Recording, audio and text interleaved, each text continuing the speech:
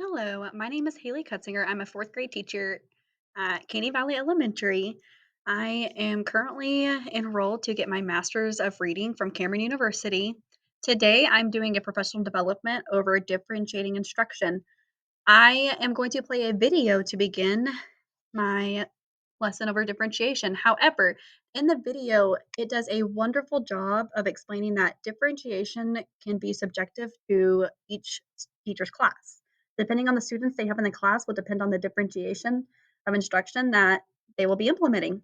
So I really hope that you enjoy this video because I feel like it does a great overlay of what exactly differentiation looks like. For each instructor or each teacher, each educator, it's going to look different. All of our students are different. They're each their unique person. So here we go. To some educators, the decisions of having to create a different lesson for every student and long nights of planning and grading. That insanity is not what differentiation is all about. Differentiating instruction is really a way of thinking, not a pre planned list of strategies. Oftentimes, it is making decisions in the moment based on this mindset. It's recognizing that, to paraphrase Rick Wormley, fair doesn't always mean treating everyone equally. It's recognizing that all of our students bring different gifts and challenges, and that as educators, we need to recognize those differences and use our professional judgment to flexibly respond to them in our teaching.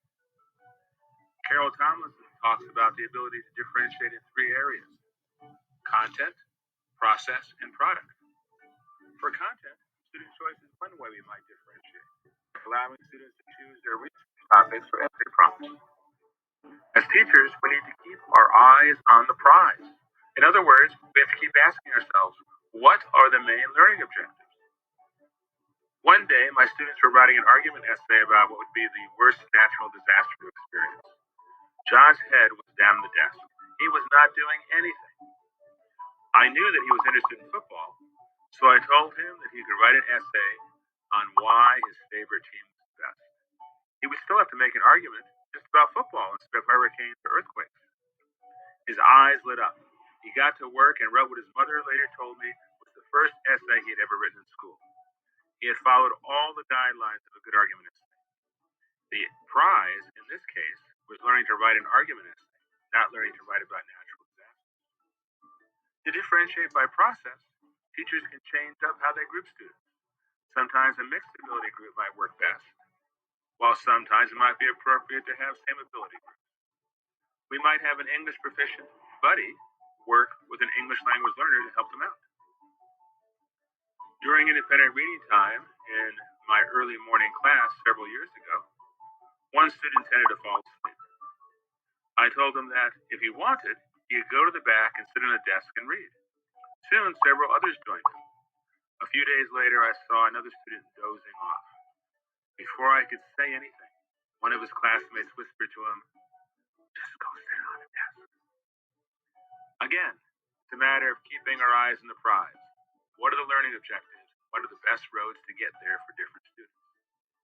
Teachers can also differentiate by the type of product students create. The major demonstration of learning doesn't always have to be an essay or a multiple choice test. One year I had a student who liked to doodle when other students or I were talking. I told her it was okay as long as she was doodling about the information we were discussing. She built on those doodles to create a final project that brilliantly and visually represented all the key points we had covered. When I give tests, I often give students an extra blank page where they can write anything else they remember about the topic being tested that they think is important. I often find the quality of thinking and writing better there than in response to my test questions. None of the differentiating strategies I've mentioned have created any extra work for me. They did require that I had relationships with my students to know their strengths, challenges, and interests. And I needed to demonstrate flexibility in my thinking. Making these strategies successful also required building a strong class culture so that some of the students were being treated differently and they understood why. And they understood that that was the only way to be truly fair. The ideas mentioned here are just a drop in the bucket. There are a zillion other ways we can support our students' gifts and challenges. We just need to keep our minds and ears open.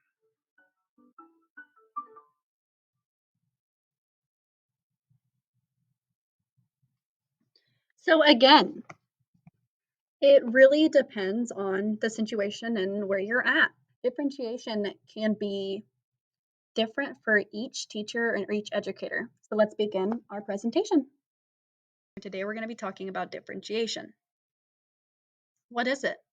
As we know, with each student, they each bring their own unique and diverse learning style with them. Differentiation to a lot of different teachers can mean a lot of different things. However, I liked this definition better that said from the Reading Rockets webpage, and it was differentiation means tailoring instruction to meet individual needs. Whether teachers differentiate content, process, products, or the learning environment, the use of ongoing assessment and flexible grouping makes this a successful approach to instruction. Why is differentiation important? Well, as we know, not all students are the same. They all come with their own unique and diverse styles. So, what one kid has gone through and know, the other one might not know. So, as educators, our overall goal is to get our students to understand and comprehend the content we are giving them. By understanding our students better in the way they learn, we can tailor our lesson to fit their specific needs. If you have a class who over half of the learners are really, really heavy visual learners, then you need to have visual aids present. Or maybe if you have a lot of auditory learners, you need to be able to incorporate and integrate different components to reach those needs. Now, there are diverse learning styles who are widely known by Howard Gardner, and they are called multiple intelligences. Some multiple intelligences help identify strengths and weaknesses when it comes to learning. This can identify many aspects of learning. This is what we can find interesting. This could be maybe what we use to learn easier or learn better. Some of these intelligences include interpersonal, intrapersonal, naturalistic, musical, spatial, linguistic, logical, and bodily kinesthetic. If you're not familiar with those, interpersonal just means your human to human communication.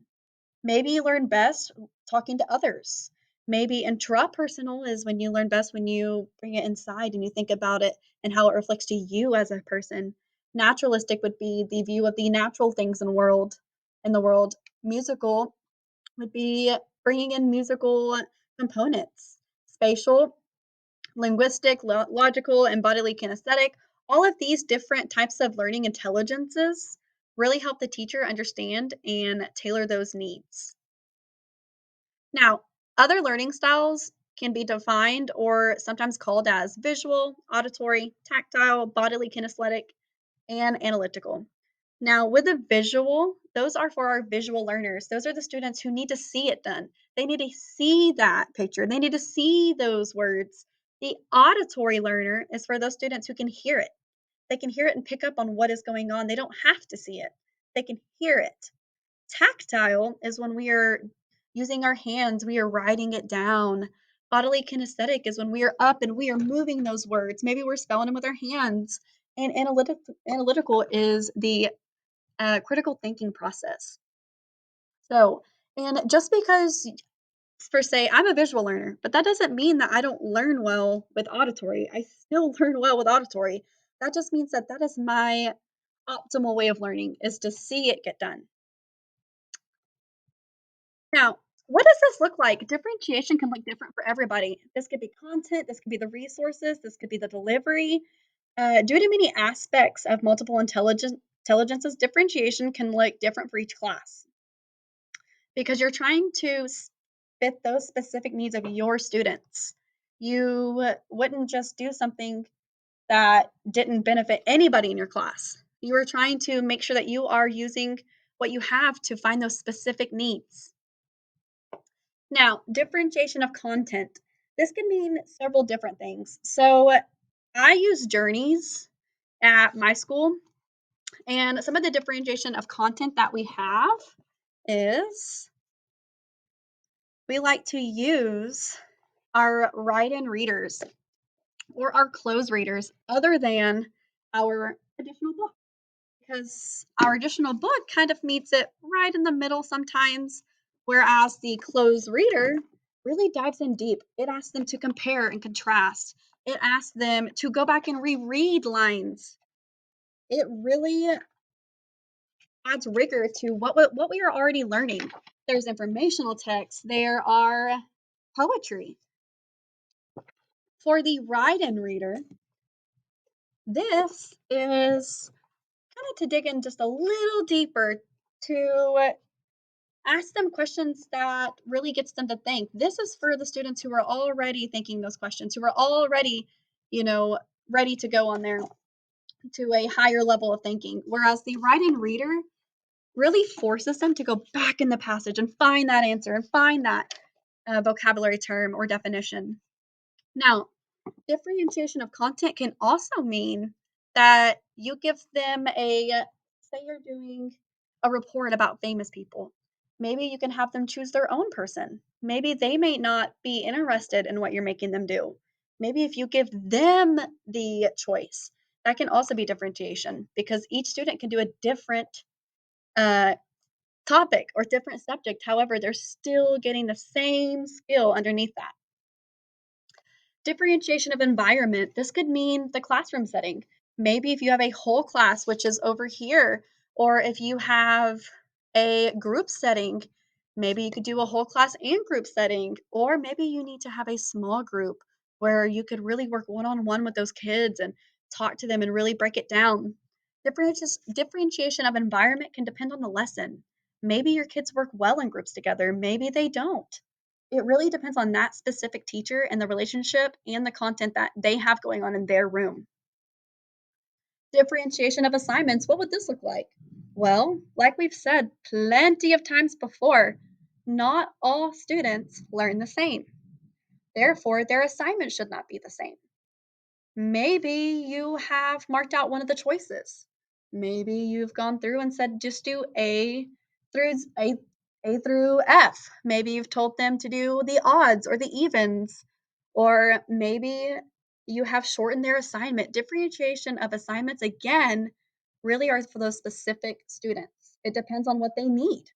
Maybe your kid just blew through that assignment. He got it or he or she got it so fast, and you need to add more rigor to it.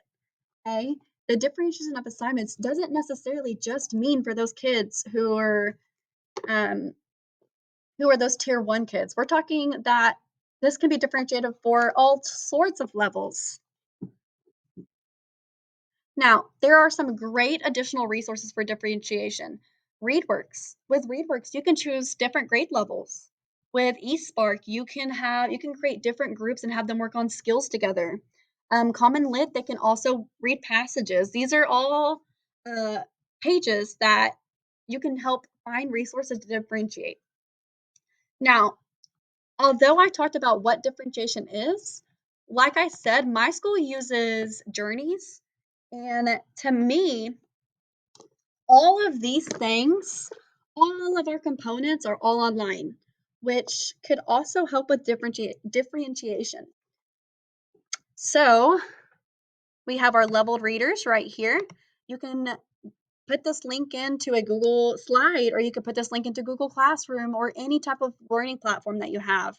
And you could say, okay, well, you work through the circle group, or you work through the triangle group, or the square, or diamond. You can split groups up that way. And then you can tell them what lesson to work on. I really like the online component for journeys because in the teacher's resources, you can have the audio. The audio is great for those students who are auditory learners, but maybe they're not able to read those words. Maybe they need somebody to model that for them. Auditory learners really like to listen to things, so this would be a good resource for them. Maybe you need to pull up the student book, which would be great for the visual learners. All of the online component has all of the resources that we would need. Maybe I mentioned the write-in reader. Maybe you need to look at the write-in reader. Um, Again, with differentiation, this is another form of differentiating.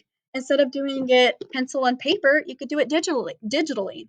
And you can assign it to them digitally. All of differentiation is meeting those needs, those specific needs for your students. Just because something worked one year well with students may not work well with another group of students. It really depends on the overall learner that you have.